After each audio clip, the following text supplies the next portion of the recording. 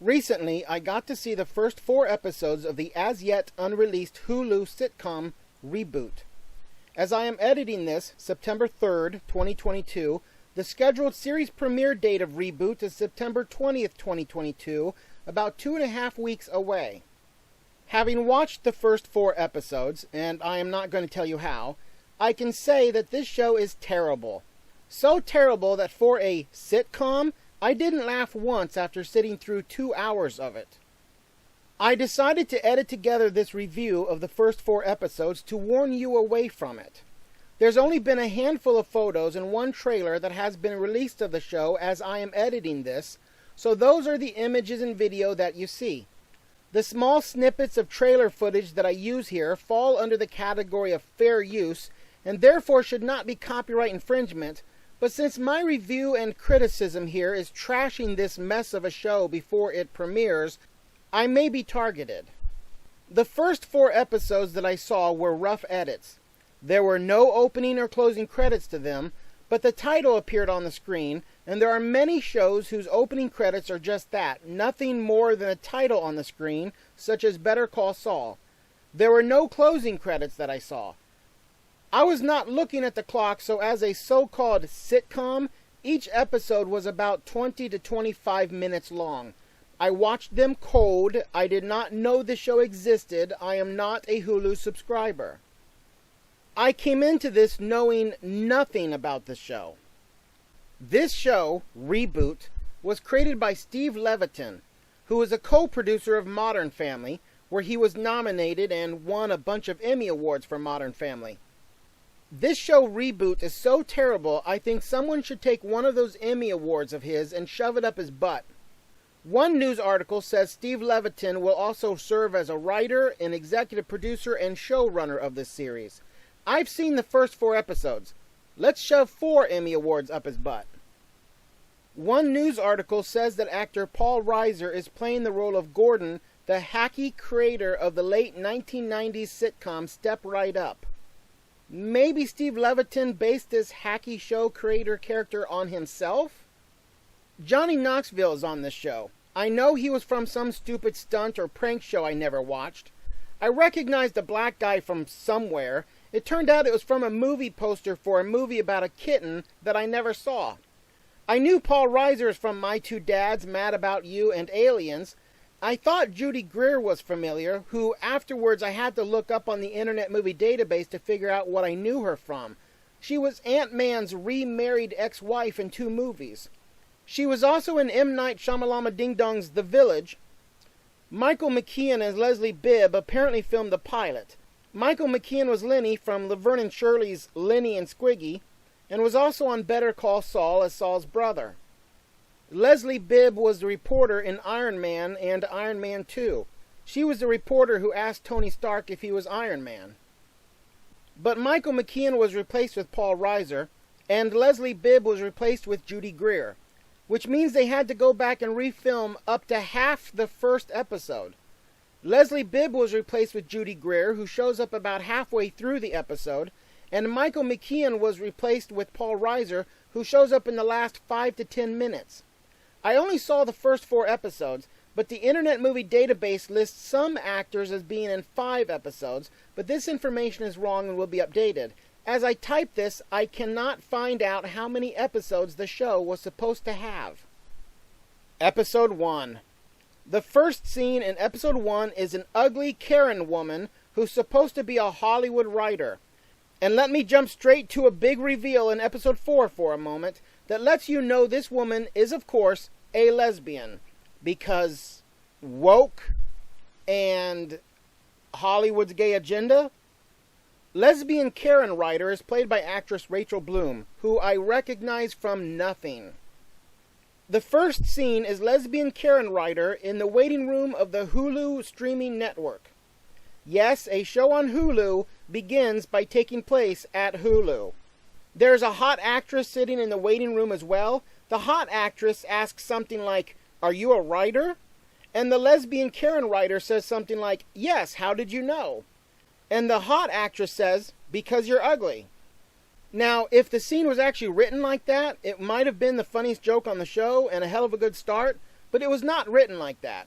I don't remember how it was written, but it was not funny as it was written. And this sums up the whole 4 episodes that I watched. They may have good ideas, but the execution was terrible. Every scene of all 4 episodes feels like they filmed the first draft of the script. With work, many of these jokes could have been better, but they didn't do any work. Every single scene really feels like they filmed the first draft, and there was a terrible or no proper execution of any ideas that may have been good. When someone calls the lesbian Karen writer to go into the meeting, she gets up and realizes her shirt is covered with sweat. She asks the hot actress to borrow her sweater that she had on, and scene 2 is the lesbian Karen writer sitting there with the sweater on to cover up her nervous sweat stains. There is a single Hulu network executive and 3 interns. One of the interns is a young Asian woman, played by Krista Marie Yu. The Internet Movie Database says she was in 55 episodes of Last Man Standing, but I never saw it. I'm only mentioning her because she has scenes in episode 4 where she's riding a bicycle around the back lot with one of the actors, so we'll get to that when we get to episode 4. Otherwise, these characters are forgotten after this scene. The lesbian Karen writer says she wants to bring back an old canceled sitcom called Step Right Up. The title might have been a parody of the sitcom Step by Step, but that's just my guess and will not be mentioned again. Lesbian Karen writer says she wants to reboot it with the original actors, but make it dark and gritty to, quote, to fuck with it, unquote. This might be the first time the F word is used on the show, but it's used 1 to 2 dozen times in these first 4 episodes. With an average sitcom lasting 22 minutes, this means the F word is used an average of probably every 3 to 7 minutes on this show. And yes, she's pitching a show to Hulu in a pilot that's on Hulu. The Hulu executive isn't sure if he remembers the sitcom, so the 3 interns quickly try to race each other to bring up the opening credits of the sitcom on their phone, their tablet, their laptop, to try to impress the boss. When the Asian intern gets it to come up first, the other 2 interns feel like failures. It's here that they play the 30 to 60 second fictional opening credits to Step Right Up. There's no dialogue, and it introduces the 4 fictional original actors in unfunny 1980s type sitcom scenes. The fictional black actor, played by Keegan-Michael Key and wearing a wig to look 20 years younger. Johnny Knoxville, who is old now in real life, but with his hair dyed black to portray his fictional character 20 years younger. Actress Judy Greer is shown as her fictional actor character, the mom. I don't know what they did to make her look younger. And the 4th actor, who is played on the Reboot series by actor Calum Worthy, who pretty much never did anything that I saw, he's played by a child actor in this fictional Step Right Up opening credits. The Internet Movie Database describes the Hulu sitcom Reboot as this, quote, follows an early 2000s family sitcom that Hulu has rebooted and their dysfunctional cast that must deal with their unresolved issues in today's fast-changing world, unquote. There have been a few articles online that states this fictional sitcom was from the late 1990s and early 2000s, including this one about the cast change, which states Paul Reiser has joined the cast of Hulu's original Reboot comedy, replacing Michael McKean in the role of Gordon, the creator of the fictional 1990s sitcom Step Right Up. The next line says, the series, from Modern Family co-creator Steven Levitan, is about the chaos that ensues when Hulu reboots a sitcom 20 years after it was canceled. This is a problem for me, because that would make Step Right Up to be 20 to 25 years old. As I am writing this, actor Calum Worthy is 31 years old, but I think he's playing a character in his 20s. Assuming the child actor was about 8 to 10 in these fictional opening credits, and actor Calum Worthy is playing him in present day as a 20-something-year-old, this should have made the fictional Step Right Up sitcom from 2010, not from the early 2000s, and certainly not from anywhere in the 1990s, as actor Calum Worthy was born in 1991, according to the Internet Movie Database. So I have no idea when this fictional Step Right Up sitcom is even supposed to be from. Again, it's like they just filmed their first draft and nobody bothered to rewrite it to make it funny or logical at all. There are references to Judy Greer's character later in this episode or later episodes in which she states she had not acted in 10 years, which would match the 2010 number. But the 2010 number is contradicted by what was put out there by Hulu, which was late 90s, early 2000s. And this 30 to 60 second fictional opening credits to Step Right Up is the only time in the first 4 episodes that we see the original sitcom at all. Maybe they'll do more flashbacks later, but we're watching a show about filming an update to a show that we never get to see to begin with. You don't need to have seen the original Full House to enjoy its modern update Fuller House, but it's not ideal. Knowing some things about the original makes the update more enjoyable to viewers. But this show, Reboot, is choosing not to show you the original, and they're doing it on purpose as a creative decision. Again, maybe we'll get more flashbacks in episode 5 or later, but I don't think so. In the first 4 episodes, this is it. You get 30 to 60 seconds of backstory to carry you the next 2 hours. And so now here's the next problem. I have no idea what this fictional Step Right Up sitcom is even supposed to be about. The best I can piece together is Judy Greer had a son with Johnny Knoxville. Judy Greer then hooks up with the black guy. The black guy then moves in with them, and the 4 of them live together, I think. Yes, we're watching a sitcom about rebooting a sitcom that we are never told what that sitcom is about. They filmed the first draft. Maybe they'll fix this before it premieres, but they probably won't. The Hulu executive asks if reboots are common or the in thing to do, because for some reason the Hulu executive doesn't know anything about television. One of the interns then proceeds to list off 20 rebooted programs that's happened within the last few years. I only remember her mentioning Fuller House and Perry Mason. She might have also mentioned Star Trek Discovery, but she rattled off a list of like 20 rebooted and updated shows. That was a huge mistake on the part of the writers and producers, because it's now going to date this show. Half of these shows she just named are going to be canceled literally within 1 year of this broadcast. Most of them will be canceled within 2 years. Some of the shows she listed are already canceled. If you're watching a show and they're making references to the new WKRP or what's happening now, you're watching a period piece. I remember watching an old Married with Children episode where Al Bundy was doing stuff and dragged his wife Peg Bundy with him. Peggy Bundy was upset because she was missing Oprah and Phil on TV. I felt something was wrong, and it distracted me for the rest of the scenes as I tried to figure it out. Oprah Winfrey and Dr. Phil.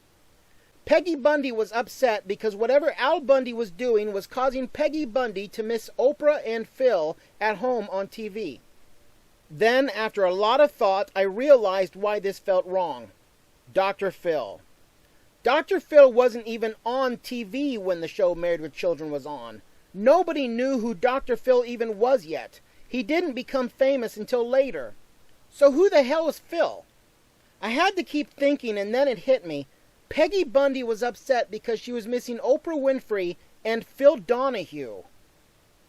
As a general rule, unless you want your show to be dated and permanently stuck in a specific period of time, you don't put references on your show that are going to become outdated literally within 1 to 2 years.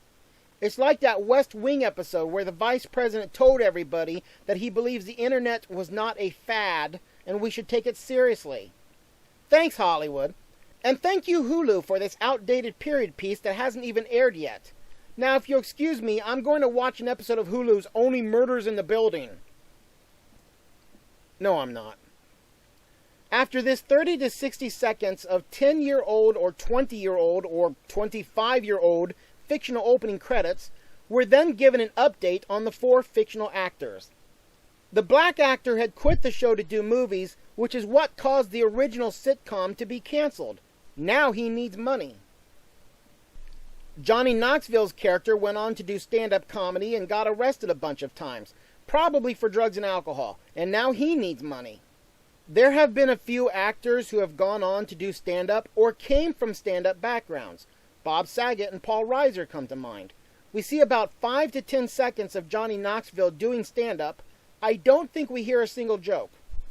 Then this is never mentioned ever again. We are also shown a mugshot of Johnny Knoxville's character having been arrested, but then this is never mentioned again other than a one-liner in a later episode about his septum in his nose, implying heavy drug use had done damage. An obvious missing scene would have been the studio having a hard time insuring him because of his past history. This scene does not exist because the writers and producers filmed the first draft, then did a line of coke and cashed a paycheck. I looked up Johnny Knoxville in the Internet Movie Database. He was in one of those Jackass shows I never watched. That pretty much sums it up. We're told the white actress, Judy Greer, has a backstory of marrying a foreign prince and being out of acting for 10 years. Then they got divorced and now she needs money. The writers obviously copied this backstory from Meghan Markle. How many other actresses can you think of who married a prince? In episode 2 or 3 or 4, I forgot which one, there's a 30-second flashback of her walking in on her prince husband with an off-screen assistant under his desk giving him an off-screen blowjob. We only hear her voice. We don't see her, but it would have been funnier if the actress had caught the assistant when she saw her feet sticking out from under the prince's desk. Instead, the reveal was she talked. The funnier version of the scene does not exist because the writers and producers filmed the first draft, then did a line of coke and cashed a paycheck. Then this backstory was dropped and we never hear about it ever again in the rest of the first 4 episodes. Meghan Markle trying to get back into acting after a 10-year absence while married to royalty would have made a whole series great. Instead, we get a throwaway line and it's never mentioned again in the first 4 episodes. I looked up Judy Greer on the Internet Movie Database to see what she was in. She played Ant-Man's ex-wife. That pretty much sums it up. We're also told the child actor went on to do a number of Disney-type movies. They occasionally name-drop titles of these fictional movies. I only remember 2. Teenstronaut, about a teenage astronaut, and Minor, about a kid trapped in a mine. We never see these. We don't even see a movie poster. They're just words that are spoken. Also, this former child actor grew up and can't get any jobs now, so he now needs money. The lesbian Karen writer says she wants to reboot Step Right Up, but use the original actors, but now make it gritty and dark to, quote, to fuck with it, unquote, and suggest it might be too gritty for Hulu, which causes the fictional Hulu executive to buy it immediately with the next words out of his mouth. And right there is the biggest problem with the show, the title. A reboot is a start over, with different actors and different versions of the characters, with other elements changed as well. But this is not a reboot, it is a continuation. It's the same actors playing the same characters, only older. CBS's 2021 The Equalizer is a reboot, where British white man Edward Woodward's character is now played by a fat black woman, Queen Latifah, while Fuller House is a continuation, with the same actors playing the same characters, only 20 years older and with kids of their own. The title reboot is wrong. And after all of this mess, we're only maybe 5 minutes in to episode 1. My memory of the rough edit was the lesbian Karen writer now meets the black actor in a cafe or restaurant. The fictional black actor is played by Keegan-Michael Key. I looked him up on the Internet Movie Database, and he was in a movie called Keanu about a kitten, which I never saw, so that pretty much sums it up. I thought the scene had the lesbian Karen writer promising him a darker and more serious tone to convince him to come back. He agrees because it's a new direction and he needs money. The scene is about 5 minutes long. However, the footage in the trailer shows him at a cafe with a completely different woman. So either they refilmed this with a different woman character, or I'm misremembering this scene entirely, because I watched nearly 2 more hours of this calamity after this scene. If I'm not misremembering this scene, then whoever this woman is, his agent, his former girlfriend, whoever it is, we never see her again over the first 4 episodes. so I don't know who she's supposed to be. And that's it. The scene in the Hulu waiting room, the scene pitching the show to Hulu, and the scene of meeting the black actor. They then skipped tons of stuff that probably would have filled several episodes worth of content. And instead of that, they jumped straight into production of episode 1 just 10 minutes in without any problems. They skip many, many obvious, important, and funny scenes that would have filled entire episodes worth of content, but which don't actually exist on this show. So you'll have to use your own imagination to make this show better, because the Hollywood writers did not. The articles online keep hyping TV producer Steven Levitan as probably having decades of stories that the show could be based on. Clearly, he does not have decades of stories, because there are 0 scenes leading up to the actual production of the show. And because they are already in production of the show just 10 minutes into this episode, these scenes are permanently lost and you can't get them back. You cannot retroactively cram flashbacks into this show that take place between minute 10 and minute 11. You have the entire series to play out the stories of the actual production, but you now forever lost all the scenes leading up to the production. They're gone. They never existed on this show. No scenes of the studio trying to locate these unemployed actors. No scenes of the actors getting contacted. No scenes of the actors trying to figure out if they want to come back. No scenes of agents or managers. No scenes of actual contract negotiations. No scenes of the actors realizing they're so desperate they need to come back for the paycheck. Nope, they're all skipped. No scenes of the studio trying to deal with Johnny Knoxville's criminal past they already established and then dropped. No scenes of executives worried about Keegan-Michael Key's character causing problems, since his character leaving the original Step Right Up show was what caused the original show to be canceled to begin with. No scenes of Judy Greer's character and her royalty background that was also established and then dropped. Use your own imagination, because the creator, producer, showrunner, and writer did not. A big chunk of this series seems to be the fictional Hollywood backlot, which we've seen dozens of times on behind-the-scenes episodes of Moonlighting, 2006 movie The TV Set with David Duchovny, behind-the-scene filming specials, etc., etc., etc., including visiting the wardrobe department and trying on historical costumes, which occurs in episode 4. So get used to seeing trailers and large white buildings and people in random costumes in the background, because the studio backlot is the set for half this series. So the black actor, played by Michael Keegan-Michael Key. So the black actor, played by Keegan-Michael Key, So the black actor, played by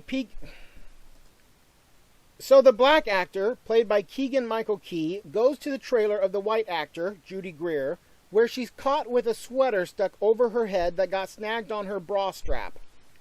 She can't pull it off her head, but for some reason she can't pull it back down either, because the writers need a contrived scene to show you her boobs. I think there's a backstory of these two actors having had a fling during the production of the original Step Right Up. One of many backstories that are mentioned and then dropped without any use, because again, they filmed the first draft.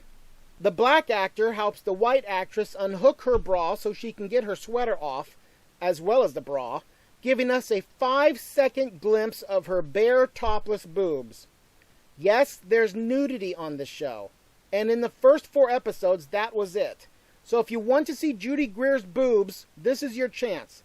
I'm assuming they'll do it again in future episodes. This definitely feels like a crap, unfunny cable show, so nudity and cuss words are what they rely on in place of actual writing and comedy. There's also endless use of the F word, because, it's supposed to be dark and gritty and edgy and adult and crap. They got the crap part right.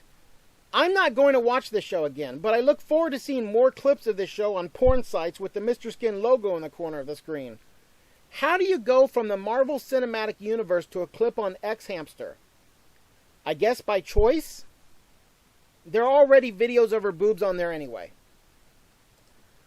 Also, the Internet Movie Database says Judy Greer's character is named Brie Marie Larson.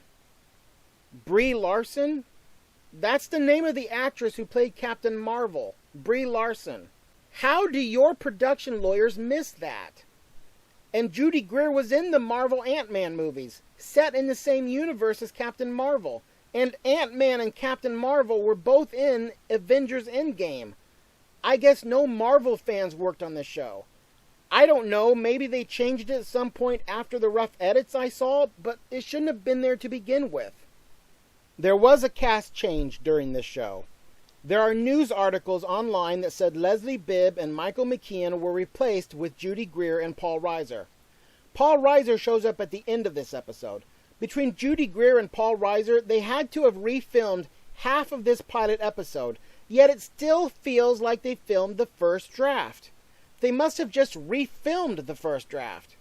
I'm curious to know if actress Leslie Bibb had filmed the topless scene before Judy Greer refilmed it when she took over the role.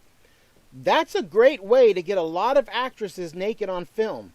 Just film some nude scenes and just keep firing the actresses and refilming these nude scenes with different actresses and build up your stockpile of footage. They did that with the original pilot episode of Game of Thrones. Before Emilia Clarke ran around naked as the Dragon Lady, some other actress played her, and probably filmed some nude scenes too. I don't know, I haven't seen Game of Thrones. But I've seen hours and hours of people on YouTube complaining about the ending of Game of Thrones. Then, Johnny Knoxville's fictional actor is introduced when he comes across the black actor in the studio backlot. Then the child actor, Zach, drives up in his car, now 20 years old, and nobody recognizes him, as every single person mistakes him for an intern, including his own co-stars. The joke of mistaking him for an intern is repeated throughout the rest of episode 1, so the laughter never stops. But it's a joke that I suppose had to be done. The 4 actors are now together on the set. The mom actress, played by Judy Greer, also mistakes her TV son for an intern. Ha ha ha. They try to pose for a publicity photo on the set, and there's an argument for backstory purposes and character development when they try to recreate a pose from the original sitcom that we never got to see. The black actor doesn't want to recreate his old pose because the scriptwriters need him to not want to in order to pad out the scene. This is, after all, the first time all 4 actors are together again, but we never really see them together before, so it doesn't matter anyway. Throughout the episode, there's numerous mentions of the plot twist at the end of their filming script, which is never clearly stated on screen due to bad writing and the fact that they filmed the first draft. Twice. But then the 4 actors are then given a new rewritten script, and it's crap, so they don't like it. The lesbian Karen writer finds in her office the original producer and creator of the show, as played by Mad About You actor Paul Reiser. It took me 3 minutes to recognize him. I was not used to his white hair. Again, this was originally filmed with Michael McKean, but they refilmed their first draft with the first draft, so now it's Paul Reiser. Paul Reiser plays the original Step Right Up show creator who unexpectedly came back in, and he rewrote the lesbian Karen writer script, and she quits and or is fired. One or more of the 4 actors threatens to quit because of the new rewrite, but they all need the money. And the black actor quitting the first time was what caused the sitcom to be canceled 10 years earlier, so he doesn't want to cause it to happen again. 10 years earlier, or 20 years earlier, or 25 years earlier, or whenever the original Step Right Up sitcom was supposed to have been on. Also, they never mentioned what network it was supposed to have been on. I also don't think they mentioned how many years it was supposed to have ran. The actors go to lesbian Karen writer's house to convince her to come back.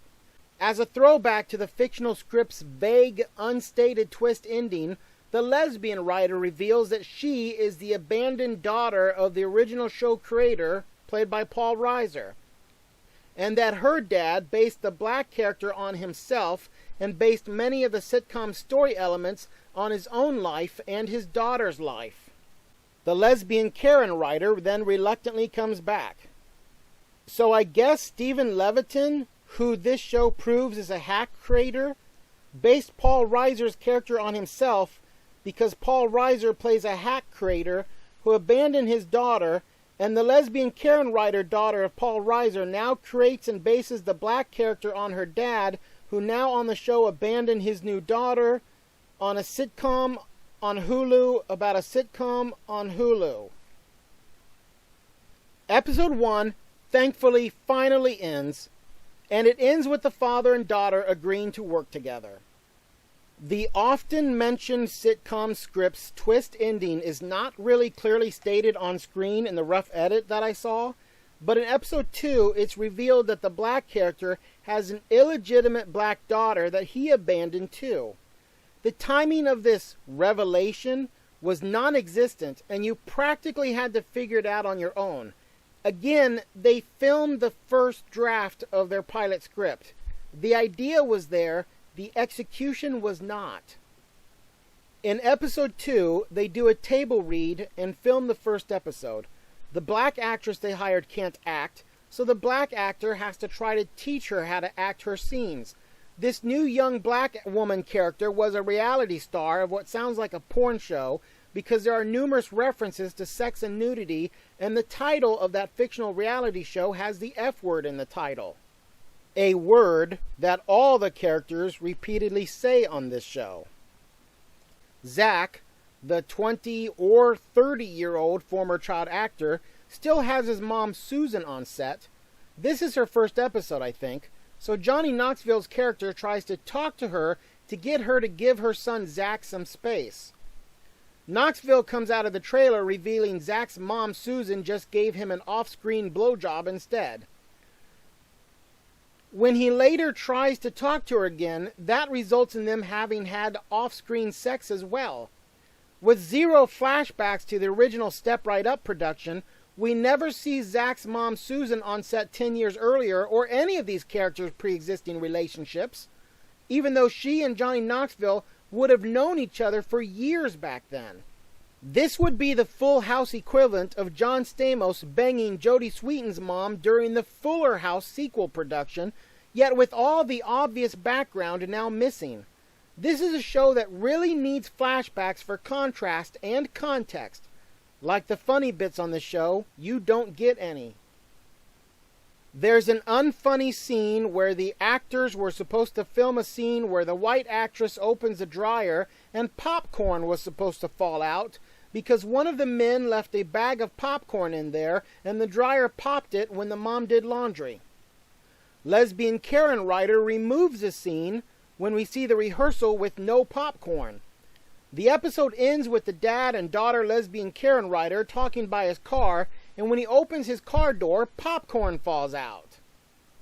I think that's how the episode ends. I don't care. It would have been funny if the popcorn was removed during rehearsal, but added back in for filming without informing the actors, and when the mom opens the dryer door, she gets startled by all the popcorn falling out during the actual filming. That would have been funny, but we never get to see the actual filming.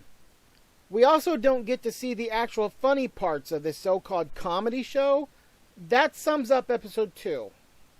I think it was episode 2 that also had references to the characters trying to choose a public domain song to use in the filmed sitcom episode so they don't have to pay for it. The rough edit I saw had the episode end with the public domain song playing. That was supposed to be a joke, but the edit I saw was terrible, does not fit well, and is only funny and makes sense if viewers picked up on the line referring to the name of the song and remembers it. If you didn't catch the reference to the public domain song, the ending comes off as stupid and cheap. In episode 3, the lesbian Karen writer introduces to her dad the 3 staff writers she had hired. A young gay Conan O'Brien, a fat ugly black woman, and an ugly Karen whose brown head hair and pubic hair probably is interchangeable. Basically woke. The sitcom creator dad, played by Paul Reiser, first mistakes them for unpaid interns. The next day, the dad brings in his 3 new hired writers, all old Jews in their 70s, 2 men and a woman. They're clearly a parody of the Dick Van Dyke Jewish comedy writer characters, or Hollywood Jewish comedy writers in general, and both men look like Carl Reiner. One of the Jew writers mentions getting a blowjob from Paul Lynde on the set of Hollywood Squares, so here's another gay for you, because Hollywood doesn't think there's enough gays on TV yet. This Hollywood Squares reference is one of a number of fictional references to 1980s Hollywood that they kept making. Is this the soundstage where we filmed Bosom Buddies? One of them asks in a scene. Again, the Internet Movie Database says Step Right Up is a 2000 sitcom, yet all the dated references in the first 4 episodes are from the Jewish writers and are about the 1980s. Lesbian Karen writer wants to write one type of comedy, while the dad wants to write a pratfall. Nobody can come up with anything funny, just like the real comedy writers who wrote this scene of comedy writers not coming up with anything funny. On a show on Hulu about a show on Hulu, the lesbian Karen writer threatens to quit and leaves, tripping over something and has a pratfall, causing everyone to laugh, so they go with the pratfall idea. If the actor characters filmed this pratfall scene for their sitcom, it's not in the first 4 episodes. It wouldn't surprise me if we don't see this play out at all, because there are a lot of obvious missing scenes that should be included. The Reboot writers don't seem to understand that showing the writers and the actors trying to come up with funny scenes, and then we get to see them film the actual funny scenes, gives us opportunities to have even more comedy opportunities. Instead, we're being given setups that are supposed to be funny, with no additional follow-up punchlines which could have existed. Even with missing scenes, these first 4 episodes are slow, and I might be getting slow mixed up with boring. With the introduction of these 6 new writer characters, 3 Jews and 3 woke gay, this means now about 25% of the cast of this show are Jewish, 3 to 5 characters, typical Hollywood, and about 25% of the cast are now diverse woke, 4+ characters, or gay, 4+ characters and counting. Not counting Zach, the aging out child actor, this also makes Johnny Knoxville and maybe Paul Reiser the only non-gay, non-Jew white adult male characters, and Judy Greer the only white woman who's not gay or Karen. But that's about to change. It also makes Judy Greer the only one to show her tits so far. So far. In episode 3, I think, maybe episode 4, the black actor, played by Keegan-Michael Key, is rehearsing a bed scene on set with the white actress, played by Judy Greer, when he gets an erection. In real life, there's a Dawson's Creek blooper out there suggesting this happened to James Vanderbeek in a bed scene with a female co-star. That's probably where the writers got the idea from. Studio lawyers have to come in to talk about sensitivity or something to the actors and ask them to wear some kind of a pad between the actors. The woman keeps suggesting that it wouldn't work anyway, implying the man's erection was so massive and that the black actor would just poke a hole through it. She also didn't seem to mind the erection anyway. 20-year-old actor Zach finds out off-screen that his mom had sex with his TV dad because it was too good of a scene for the writers to have put on screen. This episode opened with Zach having already found out off-screen, I don't know how, and we jump straight into the scene of Zach warning Johnny Knoxville that his mom Susan attacked her previous boyfriend's truck and broke the window, causing the police to be called. This scares Johnny Knoxville.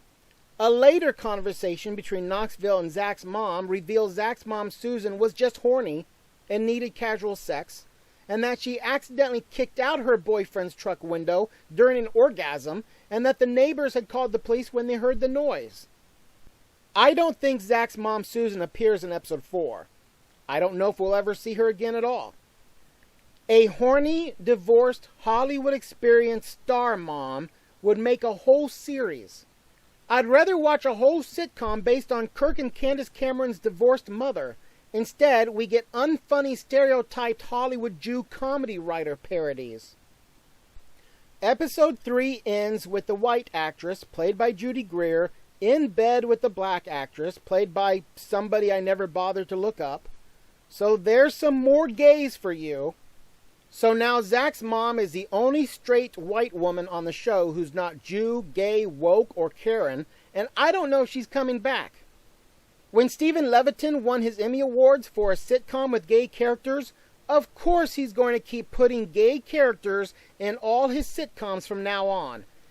If all you have is a purple hammer, the whole world is nothing but bent nails. Because those nails are not straight on this show. One article falsely referred to Reboot as trying to reboot an old show with the original cast in the new woke cancel culture world. Now that would have been a fun show to watch because of the conflict and the arguments, but that show does not exist here.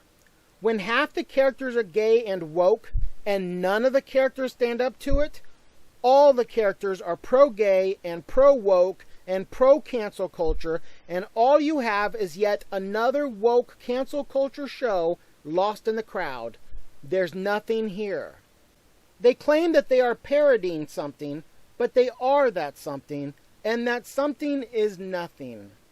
In episode 4, Zach, the 20-year-old actor, ends up goofing off around the studio backlot with a young Asian junior Hulu executive who doesn't know anything about sitcoms, yet she's supposed to be in charge of sitcoms. They visit the wardrobe department, dress up as a princess and a knight, and ride around on bikes. These are the most harmless scenes of the 4 episodes. The white actress had new-to-her lesbian sex with the black actress reality star between episode 3 and 4, so I think she's a lesbian now too. Unrelated to this, the lesbian Karen writer realizes her dad, Paul Reiser, might not know that she's gay, so she tells him in the rehearsing studio in front of everybody. He already knew because she referred to herself as a lesbian writer in all her off-screen interviews for some movie she once wrote that we never see. I don't remember how episode 4 ends, and I don't seem to care. There are a lot of dropped stories and scenes. As I said earlier, the 30 to 60 second fictional opening credits to the Step Right Up sitcom is the only glimpse to the original sitcom that we get to see that they are trying to modernize. Johnny Knoxville's character was stated to be a raunchy stand-up comedian, parodying Bob Saget, but we never see this past a 10-second clip on a laptop in episode 1. It was also stated he was arrested a number of times, but this is never brought up again in the first 4 episodes. There's obvious scenes that were never written or filmed, which should have had the studio having problems with this, including trying to get insurance for him, or making him take drug tests, or the possibility that the actor could have even still been on parole. None of these scenes exist. A major setback for this series is Hollywood's almost 100% failure rate of making fun of themselves. Every time they try, it's not funny. How come everybody on the internet can make fun of Hollywood and get it right, but when the elite, overpaid Hollywood comedy writers who are actually living in that world try to write comedy about Hollywood, it's almost always a dud? All those wasted Seinfeld episodes about filming a fictional sitcom that was full of filler, although I'm sure Hollywood executives probably thought it was hilarious and peed their pants. I never found Gary Shandling's The Larry Sanders Show funny ever, and I'm saying that knowing that I loved his Showtime It's Gary Shandling's Show, and I still have that theme song stuck in my head. Whether it's real or not, Robert De Niro's 2008 movie What Just Happened was boring. Alec Baldwin's 2000 movie State and Maine was hit and miss, but it didn't take place in Hollywood, probably explaining the hits in it. Yes, I said Alec Baldwin and the word hit in the same sentence. You'll get the reference. So that happened. If you're laughing right now, that's one laugh more than you'll get from this Reboot show on Hulu. The only time I can recall right now where a movie made fun of a Hollywood production and it was actually funny was Kevin Bacon's The Big Picture from 1989. Ironically, with Michael McKean, who was refilmed out of the Reboot pilot. I read on the internet that Hollywood executives didn't understand the humor on The Big Picture and they didn't think it was funny. But I still have that music video stuck in my head. Go rewatch The Big Picture instead of Hulu's Reboot. The 2006 David Duchovny movie, The TV Set, is probably as close as we will get in modern times to The Big Picture, and is also the closest movie match to this series, although still not as good as The Big Picture. I gave it 4 episodes. I am not giving it 5. You should not either. Maybe they overhauled the show from the 4 rough edit episodes that I saw, but I doubt it. Since they refilmed the pilot, fixing these problems would mean a 3rd filming of it. Shouldn't this guy have gotten it right the first time? In conclusion, the first 4 episodes of Reboot is nothing but actors saying unfunny lines of what appears to be a first draft script. Hulu needs better. You need better. Don't bother. And I am stepping right up to tell you that.